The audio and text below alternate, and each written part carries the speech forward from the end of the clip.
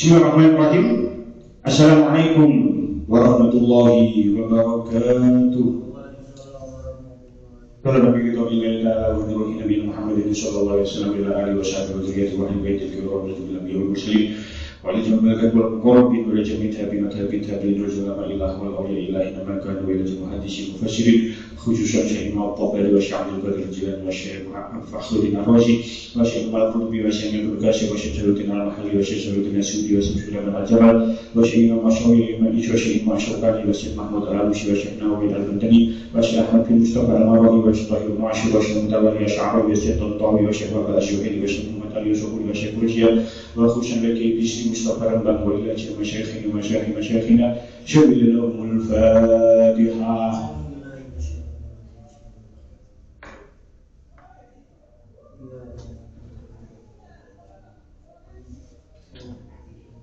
Allahumma barik lana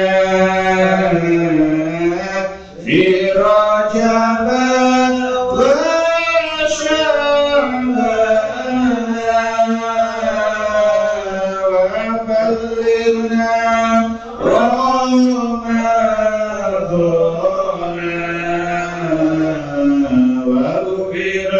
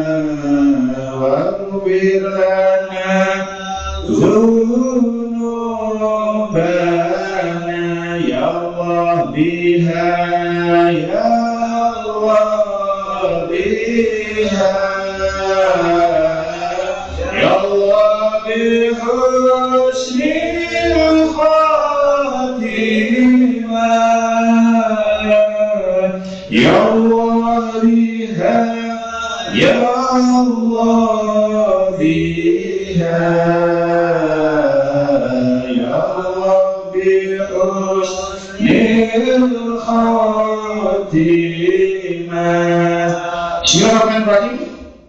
Kita lanjutakan surah Al-Baqarah ayat ke-76.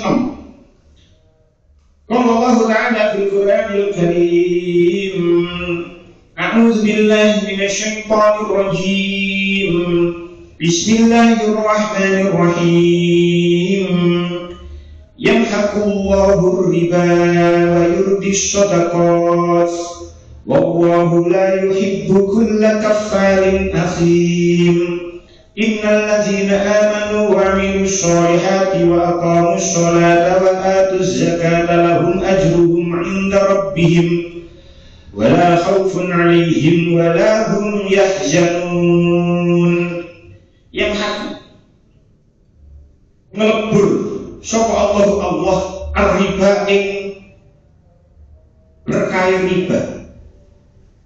Wa yurdi lan nambahi berkah sapa si Allah as-shadaqati ing pira-pira sedekah. Wallahu ta'ala Allah iku la yuhibbu ora demen sapa si Allah kulla kafarin ing saben-saben wong kafir asimin kang akeh dosane. Innal ladzina setuhune wong-wong amanu kang iman sapa si alladzina wa amilu lan nglakoni sapa si alladzina as-sholihati ing pira-pira amal saleh. Wa aqamu lan padha nglakoni ya si alladzina as-sholata ing sholat wa atawu lan padha ngaweaken sapa si alladzina az-zakata ing zakat. Lahum iku kedue alladzina ajruhum utawi ganjarane alladzina inda rabbihim ana ing dalem ngersani pangerane alladzina. Wala khaufun lan ora ana wedi kumujud alaihi ing atase alladzina wala hum lan ora ana utawi alladzina iku yahzanuna padha susah kabeh. Kita wasyarahipun karya ke-76. Allah taala ngelebur riba tegese ngilangaken berkah senajan katone untunge akeh. Lan Allah taala ngundhakake sedekah tegese sedekah iku malah gampangaken jembare rezeki. Terus itu sak temen-temen nih wong kang padha iman lan nglakoni amal soleh, sholat lan zakat, wong mau bakal nampa ganjaran ana ing ngersane pangeran, ora bakal wedi lan ora bakal susah. Yang hakullahu Allah memusnahkan riba. Yang hakullahu riba Allah memusnahkan riba. Wa yubdi shadaqat dan menyuburkan sedekah. Wallahu la yuhibbu kulla kaffarin asim, dan Allah tidak menyukai setiap orang yang tetap dalam kekafiran dan selalu berbuat dosa. Ayat ini masih membahas tentang riba. Sampai ayat linjing di pertemuan yang berikutnya insya Allah masih membahas tentang masalah riba. Mulai ayat kemarin kita membahas tentang apa niku definisi riba. Riba itu bermakna ziyadah, nambah. Kita sudah membahas kemarin. Saat ini yang hakullahu Allah memusnahkan riba. Yang hakullahu riba. Napa niku yang haku?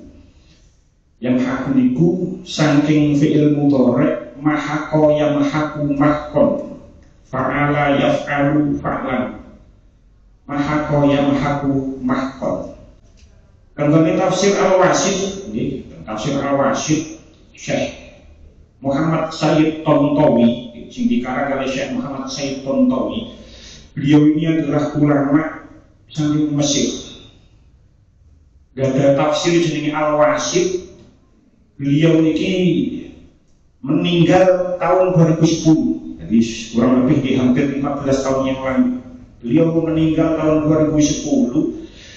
Sebelum meninggal, ketika beliau masih hidup, beliau itu menjabat sebagai Syekh Al-Azhar, Syekh besar Al-Azhar. Kalau pejabatan itu adalah jabatan tertinggi dan Universitas Al-Azhar. Beliau ini salah satu ulama kontemporer yang menghalalkan bunga bank. Jadi ini kita sudah membahas apakah bunga bank itu termasuk riba. Ulama-ulama kontemporer berbeda pendapat. Yang menganggap bahwasanya bunga bank itu tidak termasuk riba, salah satunya itu adalah Syekh Ahmad Tontowi, Syekh Muhammad Sayyid Tontowi. Beliau ini Grand Al-Azhar, Syekh Al-Azhar, nggak ada puncak jabatan tertinggi di Universitas Al-Azhar. Lek jenengan sering mawas tafsir Al-Mistah, nggak ada tafsir Al-Mistah karena ini Profesor Quraisyihab, pendapatnya Sayyid Tontowi ini sering dicuplik dengan tafsir Al-Mistah. Tontowi tafsir Al-Wasit itu dikatakan wal mahku an muksor wal izalatu. Yang mahku itu saking kata mahako. Mahku niku napa al mahku An-nukson wal izaratu. Nukson itu pengurangan, izarah itu penghabisan, izarah penghilangan, hilangan. Jadi cincinnya mahku, ya mahku itu nukson awil izaratu, pengurangan atau penghilangan lisyai terhadap sesuatu. Halan ba'da halin, secara bertahap. Jadi pengurangan itu tidak seketika. Jadi sedikit demi sedikit. Wa minhu mihakul qamari. Contoh mihak, contoh mahkun itu adalah mihakul qamari. Napa mihakul qamari? Mihakul qamari, jenengan lihat rembulan. Rembulan itu setelah bulan purnama, niku perlahan kurang kok sampai mendekati tanggal 29, tanggal 29 wis entek koyo-koyo boten enten. Makanya tengene lanjutan kitab dikatakan al-intiqasuhu fi ru'yati syai'an fa syai'an hatta la yuwa. Bulan itu saat bulan purnama dia akan berkurang sedikit demi sedikit lalu akhirnya sampai tidak terlihat. Injing Syakban mantun niku Ramadan, kira-kira niki Ramadan iki bener iki siji, enten sing riyo-riyo apa sing terawih Jumat, enten sing terawih Sabtu, enten sing nganyiti poso Sabtu, enten sing nganyiti poso Ahad. Karena memang bulan itu mihakul qamar. Perlahan-lahan nanti dia akan tidak terlihat hatta layu. Faka'annahu jala wa dhaba wa lam yabqa minhu syai'un. Seolah-olah rembulan itu sirna, hilang dan tidak tersisa sama sekali. Boten ketok blas ketika tanggal 29, ketika tanggal 30 rembulan itu tidak bisa terlihat kecuali memakai teleskop atau orang-orang yang mempunyai keahlian di bidang falak. Itu sing jenenge haku mahkul. Jadi perlahan demi perlahan, setahap demi setahap. Nah, Islam bagaimanapun juga Islam itu turun ke negeri Arab. Jadi tidak bisa dipungkiri Islam mudun nang jazirah Arab. Al-Quran menggunakan bahasa Arab.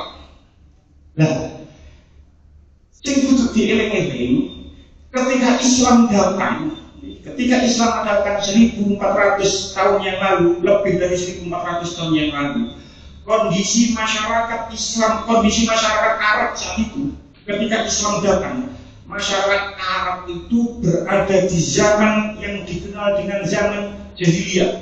Ini untuk diri-diri. Jadi ketika Islam turun, kondisi masyarakat Arab itu sedang keadaan zaman jahiliyah, zaman dengan penuh kebodohan.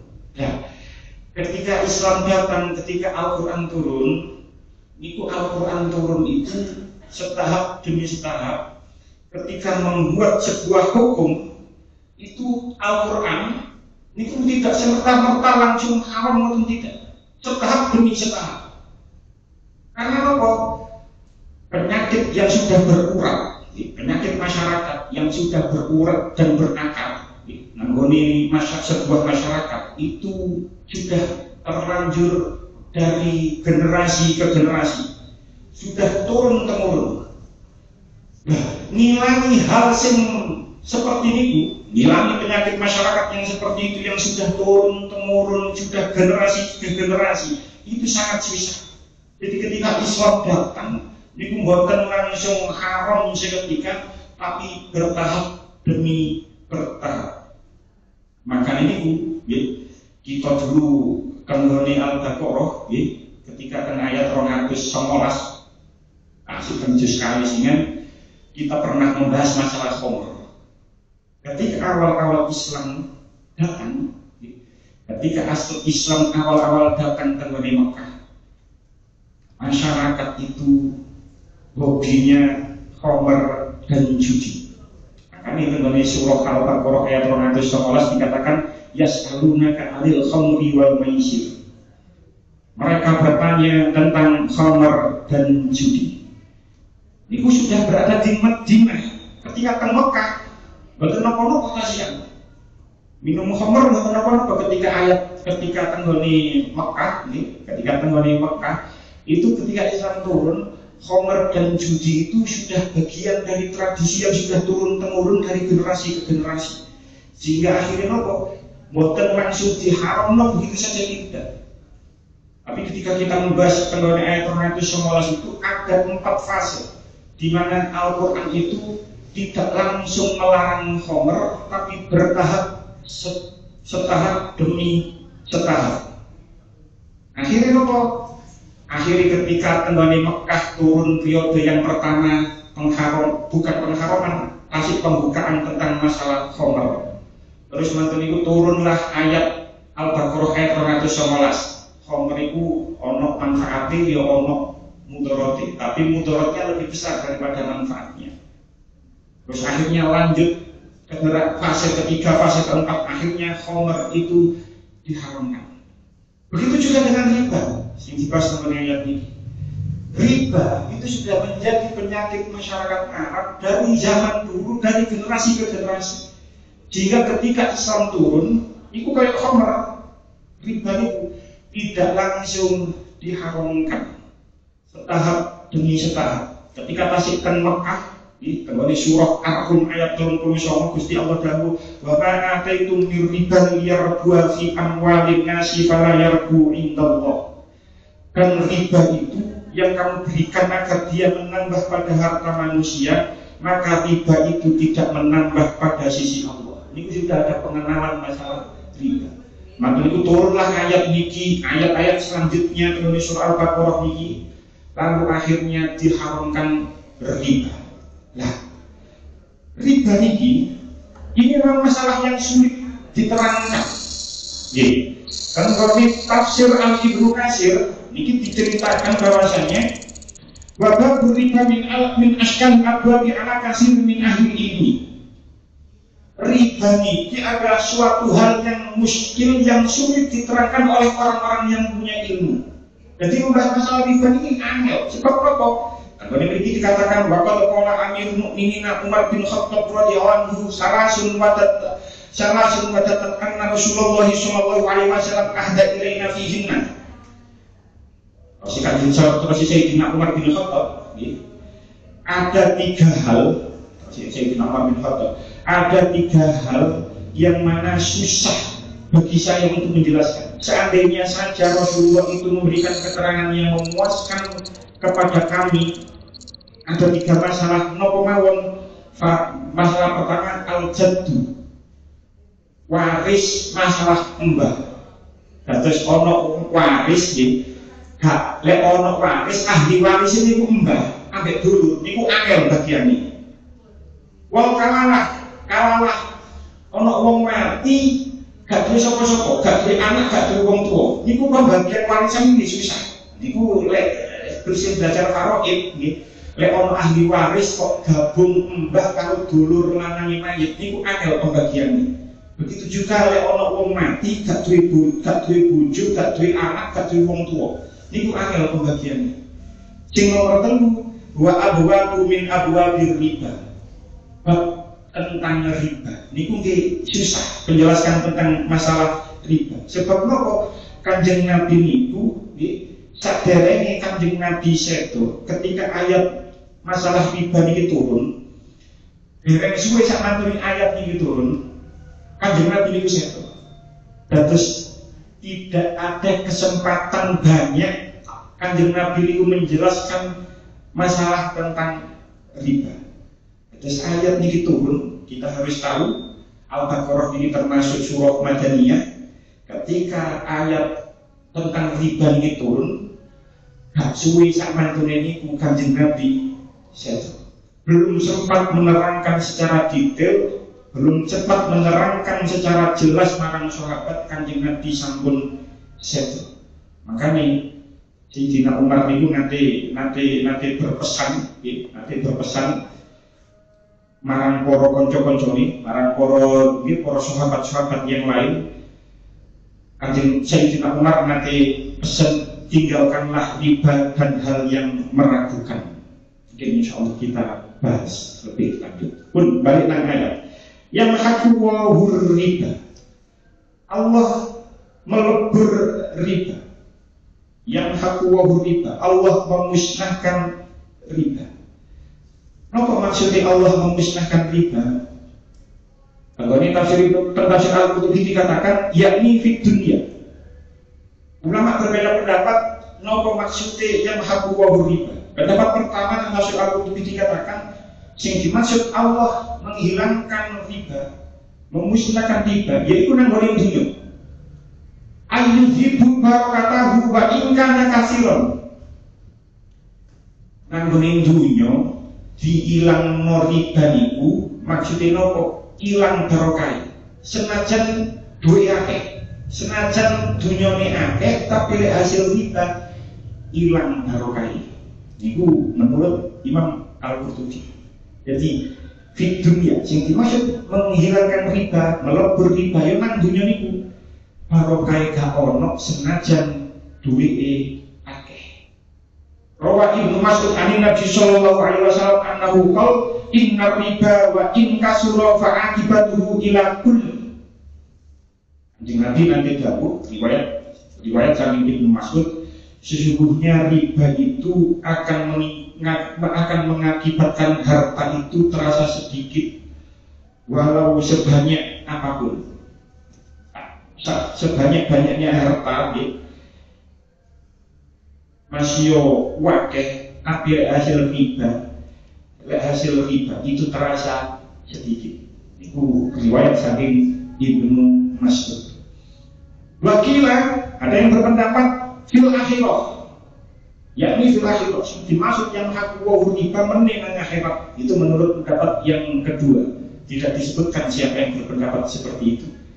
Pendapat yang ketiga, pendapat Ibnu Abbas, terus sahabat Ibnu Abbas, yang haku wa riba ay la yaqbalu minhu shadaqatan wala hajjan wala jihadan wala silatan. Yang dimaksud Allah melebur riba, Allah memusnahkan riba, Allah itu tidak akan menerima ibadah orang yang melakukan riba, baik itu yang memberi atau yang menerima. Sedekah tidak diterima, haji orang diterima, jihadnya tidak diterima, silaturahimnya tidak diterima. Yang dimaksud yang haku wa riba menurut Ibnu Abbas seperti itu. Amal ibadahnya tidak diterima. Lanjutannya ayat. Wa yudhis shadaqati, dan Allah menyuburkan sedekah.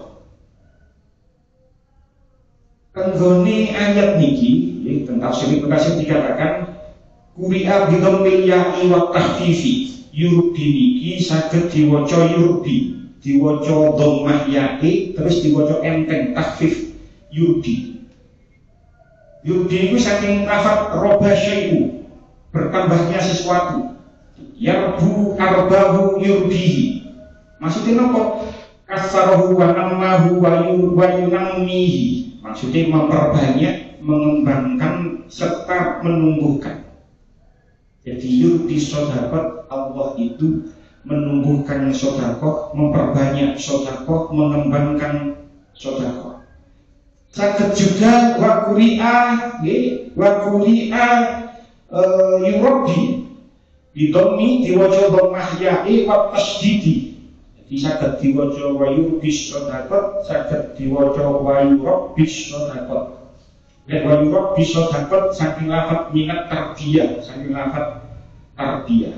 Terus saged diwaca wa yurbis sedekah, saged diwaca wa yurabbis sedekah. Nah, napa sing dimaksud wa yurbis sedekah? Karena tafsir Al-Qurtubi dikatakan ayyam miha fid dunya bil barakati wa yuksiru sawaba bit tad'ifi fil akhirati. Sing dimaksud yudhis sedekah tenggone ayat niki, Allah itu memberikan hartanya, Allah itu memberikan harta nang wong sing sedekah. Terus kok wong niku gelem sedekah, apapun bentuk sedekahnya, maka sedekah nang gone dunya niku penuh dengan barokah. Engkau hasil nang akhirat dilipat gandakan oleh Allah. Jika ono wong sedekah, maka Allah itu akan memberikan keberkahan di dunia dan Allah akan memberikan pahala berlipat ganda di akhirat nanti.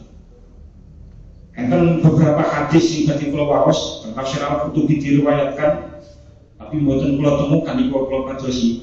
Kemudian dikatakan wa fi sahih Muslim.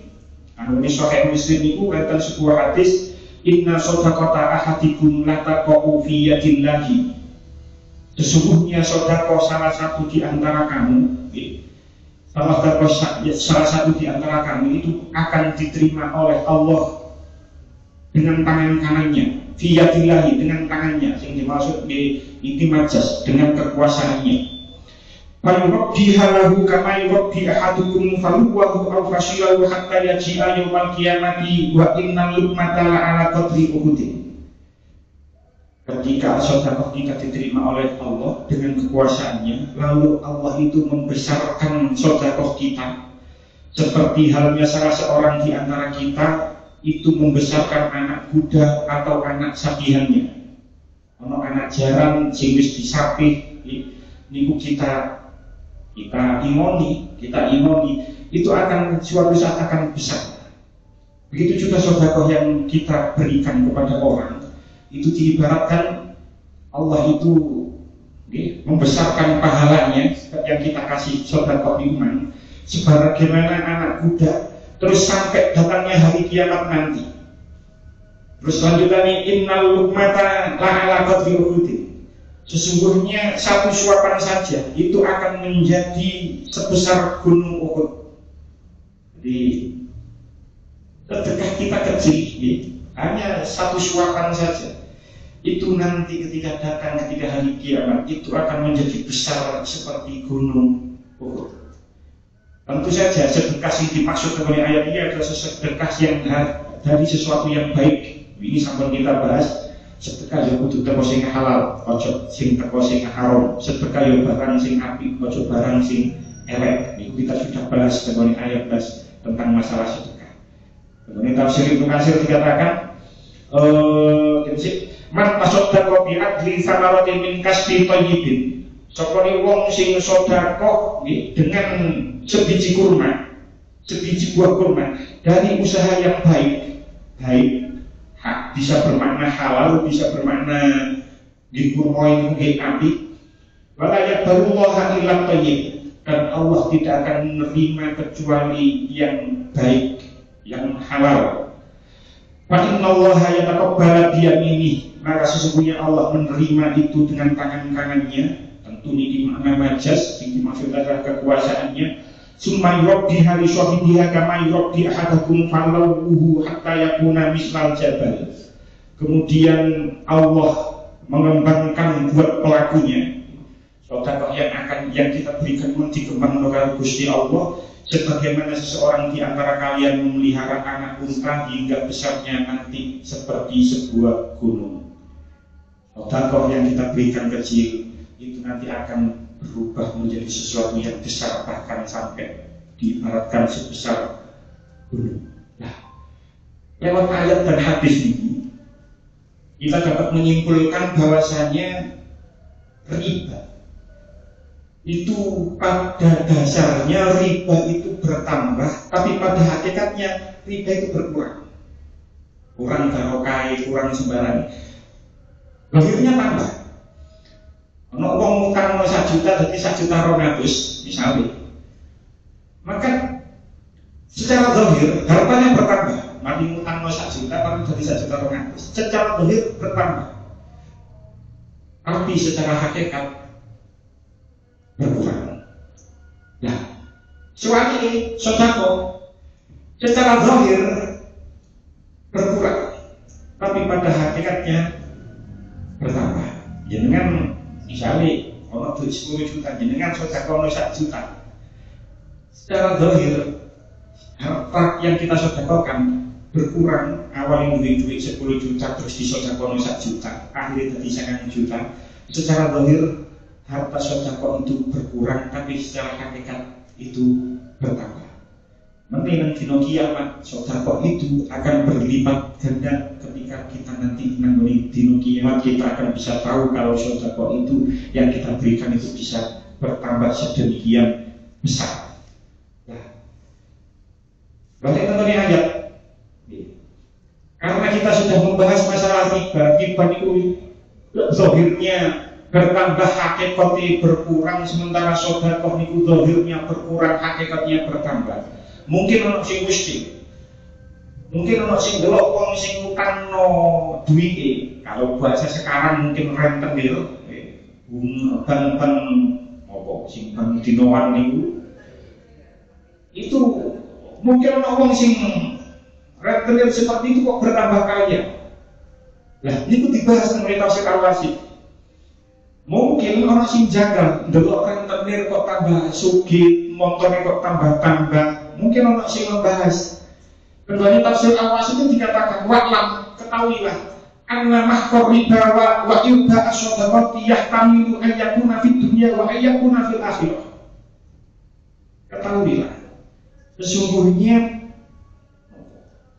berkurangnya riba dan penggandaan sedekah itu bisa terjadi nang dunya, bisa terjadi nang akhirat. Kalau orang melakukan riba, praktek riba, itu bisa berkurang nang dunya, bisa berkurang nang akhirat. Semua itu sedekah. Wong sedekah itu bisa bertambah nang dunya, bisa bertambah nang akhirat. Makanya kemudian ketika kita bahas masalah sedekah, tidak mesti harta yang kita sedekahkan itu nanti dibalas nang dunia 10 kali lipat, tidak. Misalnya jenengan mari sedekah 1 juta, engkau bakal dibalas karo Allah duit 10 juta. Tidak mesti seperti itu. Kami ono ustaz dia niku ya sing titik-titik sedekah dibalas 10 kali lipat. Pada dasarnya tidak seperti itu. Tak mesti dibalas 10 kali lipat berupa hal yang sama. Ini kok pun nanti kalau bahas. Bisa jadi dibalasin anak akhirat. Cuma rugo masalah riba. Gak mesti riba itu dibalas nang dunia. Bisa bukan nang akhirat. Kok nang akhirat ya mlebu neraka mboten mawon kaya nang ayat yang kemarin. Kemarin dikatakan hum fiha khalidun. Mereka kekal di dalam neraka. Nek wis bahas masalah akhirat wis mati. Cuman kalau bahas masalah dunia bagaimana penjelasannya? Kata surah Wasit dikatakan ahadua anal ghaliba fil murabi wa in kasura malu an taqula akibatu ilal fakir. Kok ana wong kok melakukan riba, kok tambah sugih. Tapi terus tafsir Al-Wasit, wong kalau melakukan riba walaupun hartanya banyak, suatu saat dia akan jatuh miskin. Itu terus tafsir Al-Wasit. Umumnya tentu sudah melakukan penelitian, tentu sudah pun ningali kondisi masyarakat yang melakukan riba.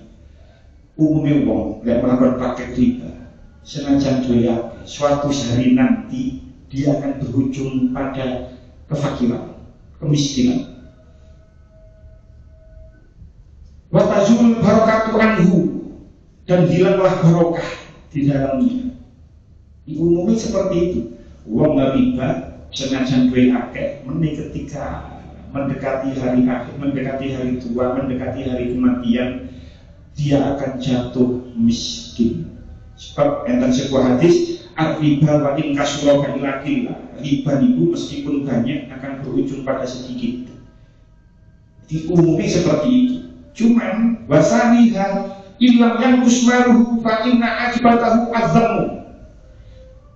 Yang kedua, fa illam yang lek gak kurang hartanya. Kalau orang ingin melakukan riba ini kok hartanya tidak berkurang. Fa inna akibatahu azzamu. Maka sesungguhnya akibatnya itu adalah celaan, azzamu, hinaan. Wong itu yang melakukan praktik riba, dia akan mendapatkan hinaan dari masyarakat.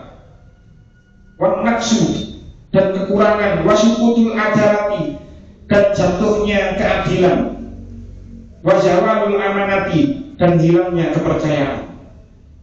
Seseorang normalnya sing mati utangan riba, itu dia akan mendapatkan ketidakpercayaan dari masyarakat, hilangnya amanat dari masyarakat. Dia pasti mendapatkan hinaan dari masyarakat sebab dia melakukan riba niuman, ngutangi wong tapi bunganya banyak.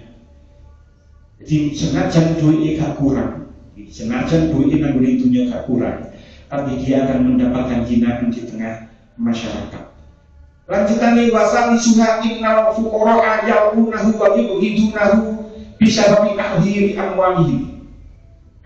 Orang-orang fakir itu akan melaknat orang yang memberikan riba dan membenci mereka. Ono wong ngekei utang sing wong iso riba, maka orang-orang fakir itu pasti melaknat dia dan pasti akan membenci dia. Sebab apa? Dia mengambil hartanya mereka, hartanya orang-orang fakir.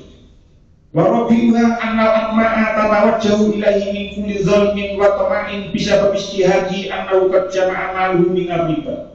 Yang keempat, wong-wong sing zalim, wong-wong sing tamak niku akan berusaha mengincar hartanya orang yang melakukan riba. Sebab nopo?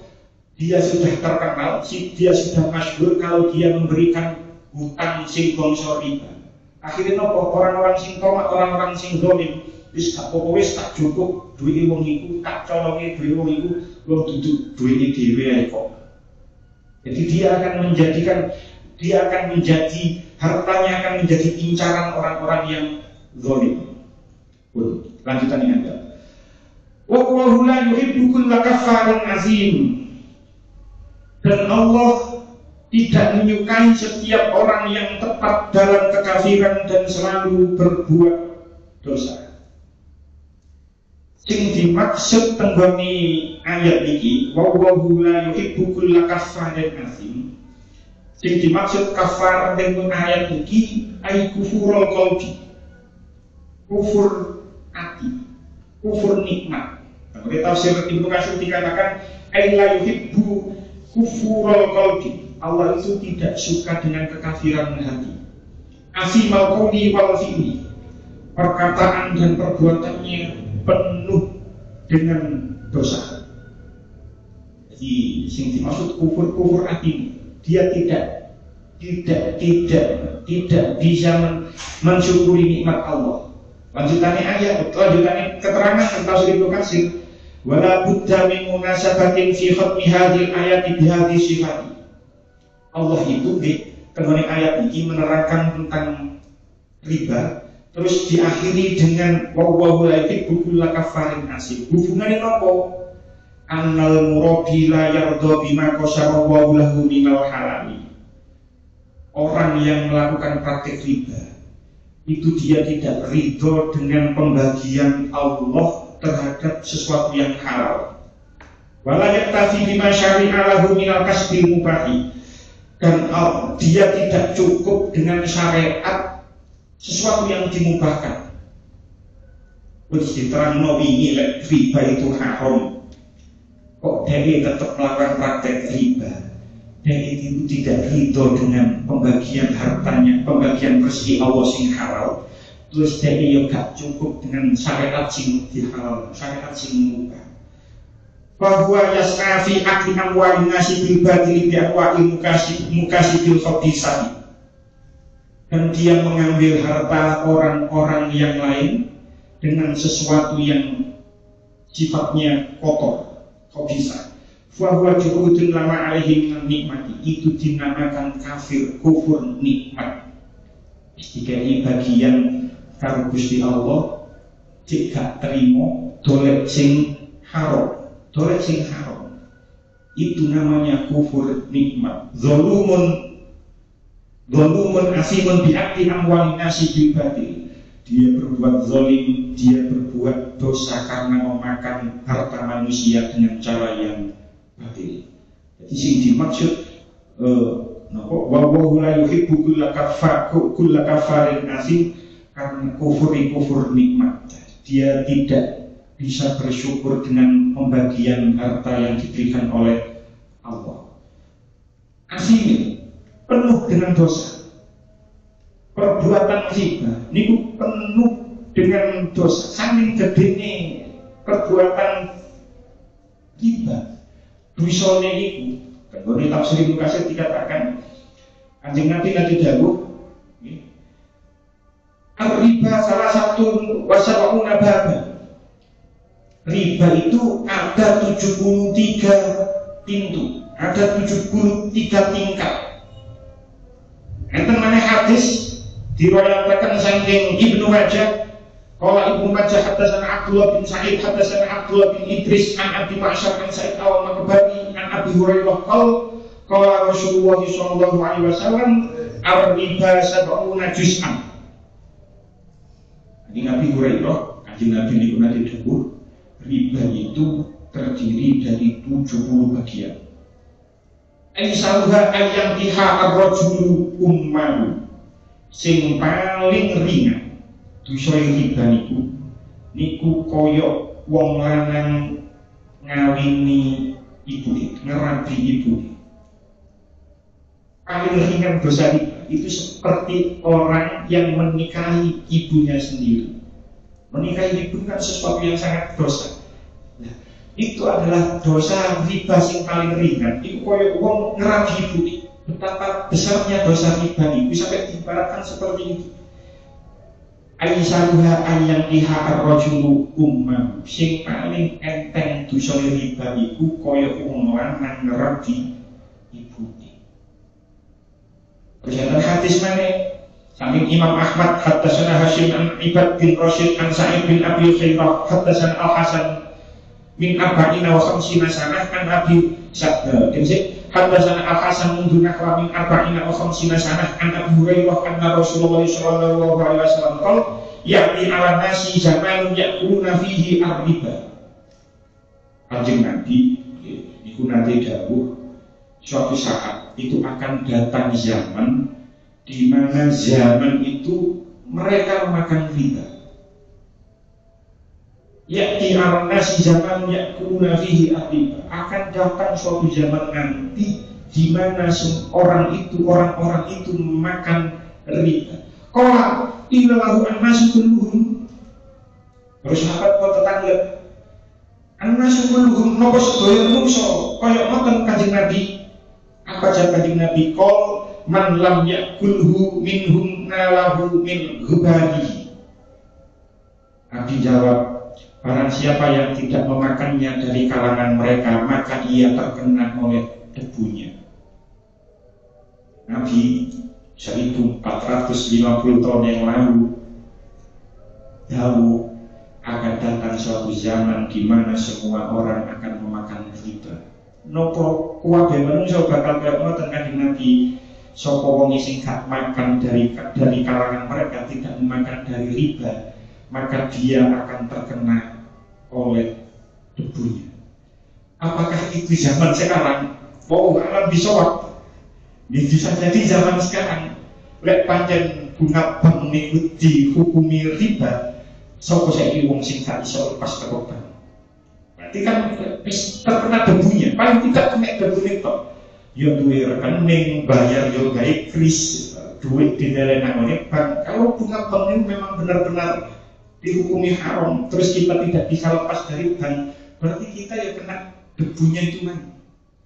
Tapi ya ning zaman saiki semua dia menggunakan bank. Bahkan ketika kita daftar haji, duit ya disetor nang gone. Jadi, kalaupun kita tidak memakan riba, nikmat jawab Kanjeng Nabi, man lam yakulhu minhum nalahu min ghubarihi. Ono wong gak mangan riba, itu dia pasti kena peduli. Apakah itu zaman sekarang? Wallahu a'lam. Lanjutannya ayat sebagai penutup. Innal ladzina amanu wa 'amilus sholihati wa aqamus sholata wa atuz zakata lahum ajruhum 'inda rabbihim wa la khaufun 'alaihim wa la hum yahzanun. Sesungguhnya orang-orang yang beriman, mengerjakan amal soleh, mendirikan sholat, menunaikan zakat, mereka mendapatkan pahala di sisi Tuhannya. Tidak ada kekhawatiran terhadap mereka dan tidak pula mereka bersedih hati. Sebagai penutup, ayat bikin muji marang wong-wong sing iman, sing amal soleh, sing gelem nglakoni sholat, sing gelem menunaikan zakat. Mereka mendapatkan pahala di sisi Tuhannya. Gak khawatir, gak sedih. Maksudnya gak khawatir menang nanggone akhirat, gak khawatir sedih ketika nanggone dino kiamat. Lah, perintah sholat itu jenengan ditingali mengenai Al-Quran itu sering kali digandengkan dengan zakat. Ini wa aqamus sholata wa atuz zakata. Perintah sholat itu sering kali digandengkan dengan perintah zakat. Bahkan gelem angan-angan rukun Islam sing ketiga niku zakat. Dengan tinggal syahadat 2 sholat 3 zakat, bukan puasa. Jadi rukun Islam sama tulis sholat itu zakat. Bahkan mengenai Al-Quran itu setidaknya ada 24 ayat di mengenai Al-Quran itu yang menggandeng perintah sholat dengan zakat. Contoh tenggoni surah Al-Baqarah ayat 43, wa aqimus sholata wa atuz zakata warka'u ma'ar raki'in. Dia ini ketika kita membahas orang-orang Bani Israel, orang-orang Yahudi. Wa aqimus sholata wa atuz zakata. Perintah sholat itu sering kali digandengkan dengan perintah zakat. Tenggoni tafsir Al-Qurtubi dikatakan, wa khassa as-sholata wa zakata bi dzikri. Gusti Allah mengenai ayat ini mengkhususkan menyebut lafaz sholat dan zakat. Kenapa? Tashrifan lahuma wa tanbihan ala qadrima izhuma ra'sul a'mali. Memuliakan sholat dan zakat, sebab dimuliakan sholat dan zakat niku mang. Terus izhuma ra'sul a'mali. Karena sesungguhnya 2 itu adalah 2 hal itu, sholat dan zakat itu roksul akmali. Roksul akmali ndase piro-piro amal. Inti dari segala perbuatan amal niku sholat karo zakat. As-sholatu fi a'mali badani wa zakatu fi a'malil mali. Sebab sholat itu adalah ibadah amal dari badan, sedangkan zakat itu adalah amal dari harta. Jadi seringkali memang perintah sholat itu digandeng dengan perintah zakat. Memang peneliti dikatakan izma roksul amali, karena keduanya itu termasuk roksul amali. Inti dari amal-amal itu adalah sholat dan zakat. Mungkin-mungkin ini pun insya Allah pun sebentar lagi pun mantun, insya Allah kira 2 kali pertemuan malih ini. Terus nanti insya Allah ini rukuk niku 281 sampun selesai, sampun badhe siang. Terus bikin kasih insya Allah kasih membahas tentang riba, sama mantun niku membahas tentang utang piutang. Pun jika sebentar mungkin kita diterima manfaat. Bismillahirrahmanirrahim. Allahumma ja'alna wa auladana wa dhurriyyatin ahli ilmi wa ahli khair wa la taj'al wa iyyakum min ahli syarri wa ghair. Allahumma ja'alna wa iyyakum min ibadika sholihin wa ja'alna wa iyyakum min ibadika sholihin wa ja'alna wa iyyakum min ibadika sholihin. Rabbana atina fid dunya hasanah wa fil akhirati hasanah wa qina adzabannar. Wassalamu ala ummi wa ashibar wassalamu alhamdulillahi rabbil alamin. Wassalamualaikum warahmatullahi wabarakatuh.